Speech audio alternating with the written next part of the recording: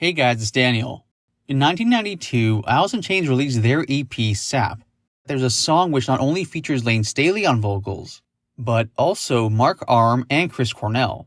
The song I'm referring to is called Right Turn. It's the third track on the record and clocks in at 3 minutes and 17 seconds.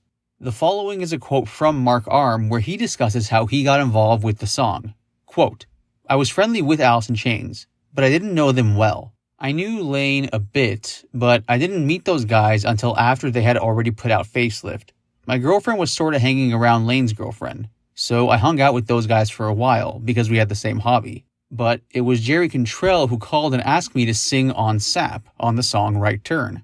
I was surprised, like, why would you want me to sing? I could understand why they'd want Chris Cornell to sing. I knew Layne a little bit. I remember one time I went to one of their shows. Layne was trying to stay clean, so was I. He was staying at a hotel because he didn't want to go back to his apartment where his girlfriend was. He was trying to remove himself from the people who were still doing drugs. So we went back to his hotel and watched a movie." End quote. That quote was from Grunge is Dead. The Sap EP was produced by Rick Parasher. The following is a quote from Dave Hillis, an engineer who worked with Alice in Chains, where he talks about how Chris Cornell recorded vocals for the song, as well as the fact that Mark Arm was nervous about the recording, as far as he remembers. This quote is from Alice in Chains, The Untold Story. Quote, "I remember Mark coming in being very nervous. We started talking in the lobby and he had a 6-pack of beer with him, and he started drinking a beer because he was nervous. I was like, 'What's up, man? Why are you so nervous?'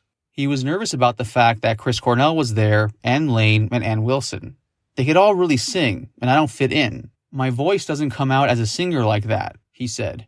I remember kind of giving him confidence. "Man, you'll do great. You'll be fine." I was also curious of how Rick Parasher, what he was going to think of Mark, because he was quite different. And I know that Rick wasn't really familiar with that kind of music, with Mudhoney and Mark style. I remember as soon as he sang, he looked at me and goes, "This sounds great." When Chris Cornell came in, he kept really wanting to belt it out like he does. And I remember Rick kind of messing with him a lot. "Well, let's try this." Kind of having fun with him, not letting him belt it out with the classic Chris Cornell high scream and stuff. Doing so many projects on the other side of the glass with Rick, part of his whole production style and technique is to sit down with the singers at the piano and help write harmonies. I think he did some of that with Temple of the Dog as well. That's just part of almost any record that he works on.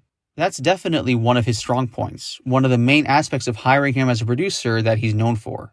There wasn't a time that I worked with him that he didn't do that. It was always part of his production style to really work the vocals, comp vocal track takes together, then build on them from that, come up with harmony ideas, etc.